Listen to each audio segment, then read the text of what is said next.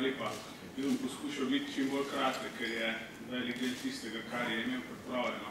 Kolega dr. Vasles sem imel tudi sam in razumem, da je današnji forum namenjen predvsem izmenjavi pogledov idej, tako da bom zelo na hitro poskušal preleteti ključne poudarke. Tisto, kar je izhaja tudi iz poročila Omarja, izhaja tudi iz ostalih, tudi iz Ekonomskega inštituta pravne fakultete, da se je gospodarska rast v drugem četrtletju prepolovila. Gradbeništvo, kot veste, je avgusta doseglo nov dno, praktično za tretjino se je dodatno zmanjšalo v primerjavi z letom poprej.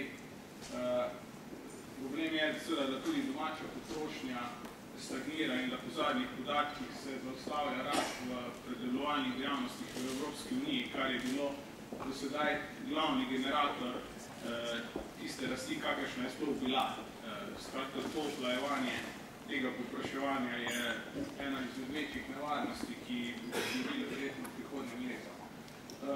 Ključna dilema, vsaj zame je, to je malo retorično vprašanje, mogoče za diskusijo, ali finančni sektor postaja glavni zaviralec okrevanja v Sloveniji, predvsem zato, ker kot podatki kažejo, če pogledamo že konec leta 2010, v primerjavi z letom 2008 se je delež slabih terjatev razreda D in E, veste, da se to praktično res tisti težji bolniki podvojil. V letu 2011 se je ta dinamika še povečevala, tako da je verjetno zdaj že krepko preko 4% v strukturi aktive.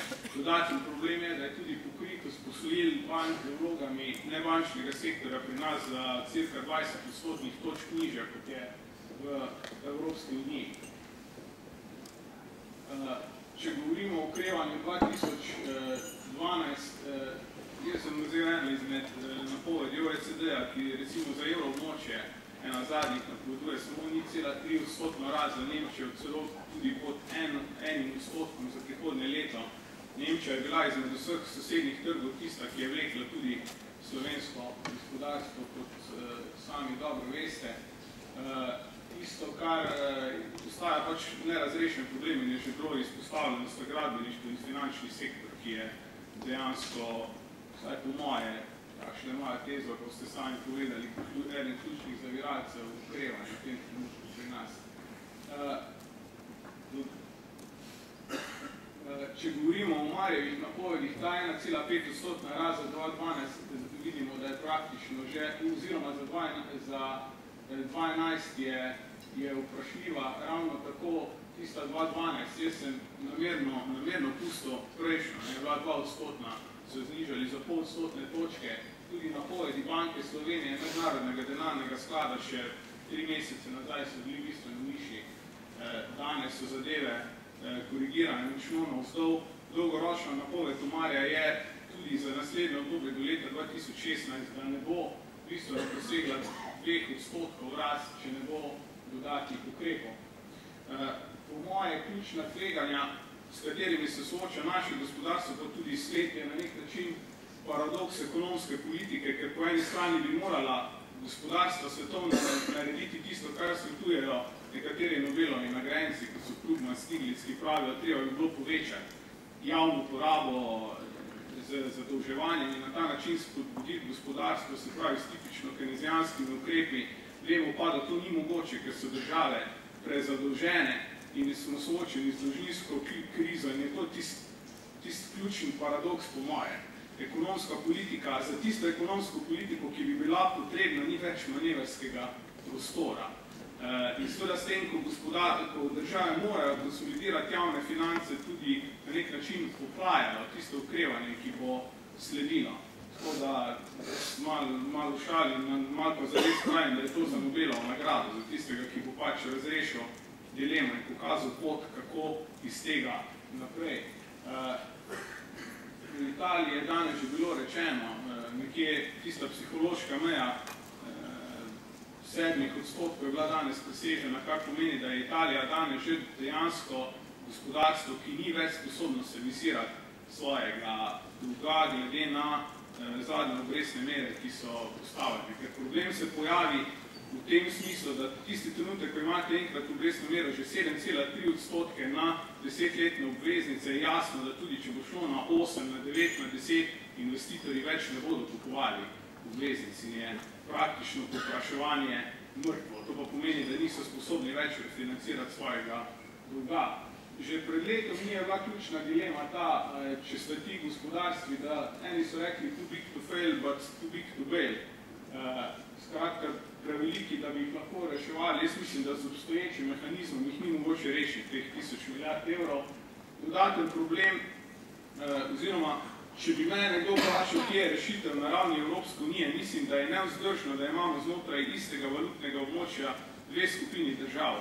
Ena, ki se drži fiskalnih pravil igre in je to skandinavska skupina z Nemčijo in pa to mediteransko, da se pravi indijsko skupino Portugalske, Španije, Italije in pa Grčije, ki pač ta pravila veselo krši in jih tudi ni sposobna spraviti svoje ekonomske politike v normalne okvire. Logično bi bilo in normalno, da gospodarstvo, ki ne zmore znotraj istega valutnega območja spoštovati fiskalnih pravil igre, da izstopi. Kot veste, po pogodbi to ni mogoče in zame je to institucionalna kriza tudi. Jaz mislim, da je absolutno nelogično, da država, ki bi izstopila iz evroobmočja, da avtomatično tudi izstopi iz Evropske unije, tako kot je sedaj pogodba zapisana.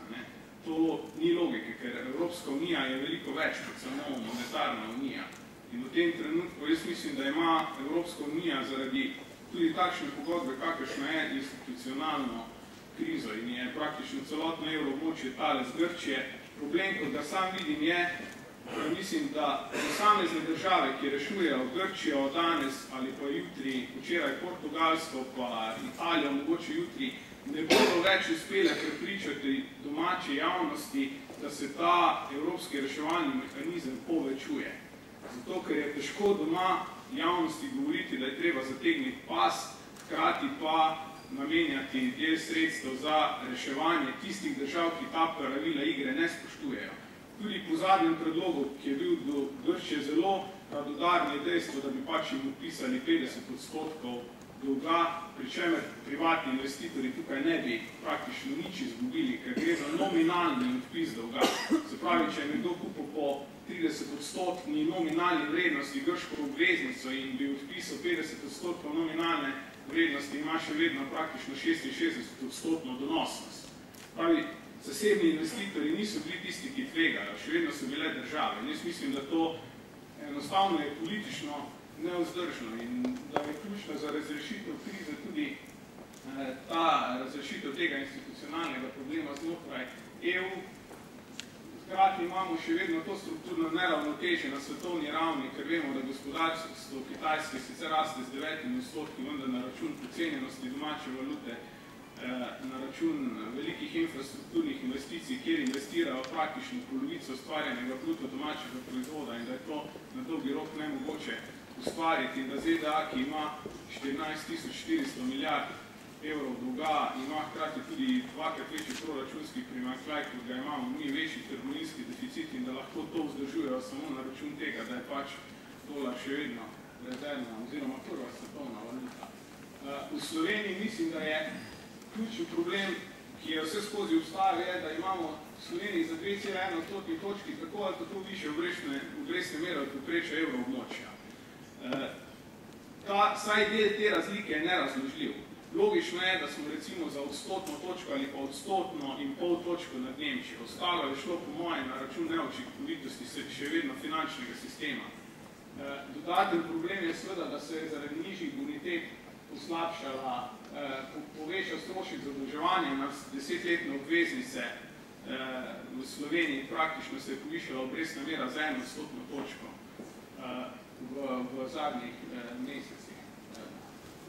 Poleg tega je treba upoštevati, da naslednje leto bankam zapade okrog 3 milijarde evrov posojil do tujine, od tega NLB-jev preko 2 milijardi in pa da smo še vedno, kot vsi vemo, praktično v nek način politični blokadi, za katero lahko samo upamo, da bo zdaj prihajajoče volitve razrešne. Zdaj, če zaključimo teh, samo tudi nekaj izhodišč mogoče za razpravo, kaj jaz mislim, da je sploh v dani situaciji za narediti. Jaz mislim, da je dobro to, da vsi govorijo, predvsem ali pa večina o zmanjšanju števila resorjev, če bo to pomenilo večjo operativnost vlade, ker naslednji finančni minister, če je tukaj slučajno je prav, da ga že na zalogu boli glava, ker bo moral za milijardo evrov nekje porezati izdatke, to vsi vemo, če bomo hoteli priti nekje v maastrichtske meje in brez sodelovanja z, recimo, ministrom za delo, ki je moral močno prevetriti socialne transferje, zagnati, dokončati tiste projekte, ki so bili začetni, enotna stopna točka. To ne bo mogoče. Jaz mislim, da bo zelo težko naslednji vladi in si težko predstavljam, kako bodo to politično izpeljali v slovenskih razmerah ob referendumskih zakonodaji, ki je takšna, kakršna je, vzeti milijardo evrov. Za milijardo evra znižati javno porabo. To bo politična umetnost.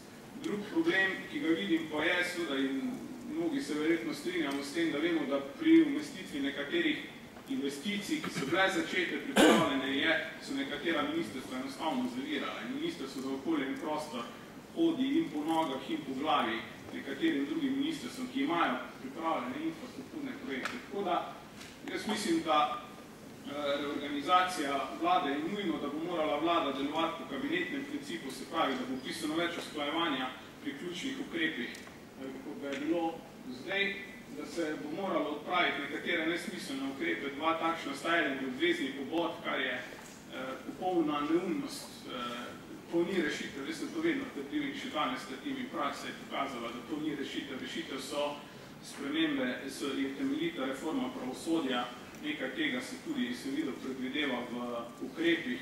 Zelo pogumne so napovedi, jaz nisem strokovnjak za pravosodje, če se bo polovica od tistega izpeljala, bo to pomemben korak naprej. Poleg tega, drug kakšen ukrep je recimo ta odškodnina na zazidljivo zemljišč pri postopku pridobivanja gradbenih dovoljenj, ki je bila uvedena nekaj mesecev nazaj in ki je zavrla še tiste zasebne investicije, ki so bile pripravljene. Zdi se mi pomembno, da se bodo ukrepi nove vlade, ki bo slejko prej koalicijska strukturirali tako po poročnosti kot po prioritetah. Tudi socialna kapica se mi zdi zelo ključna, tudi še bolj dolgoročno kot kratkoročno. Kar se pa tiče podpornega okolja, pa mislim, da bo se pač treba dotakniti nekaterih institucij, ki ne delujejo. Med drugim je recimo Razvojna banka, SID banka, ki ne upravlja svoje naloge.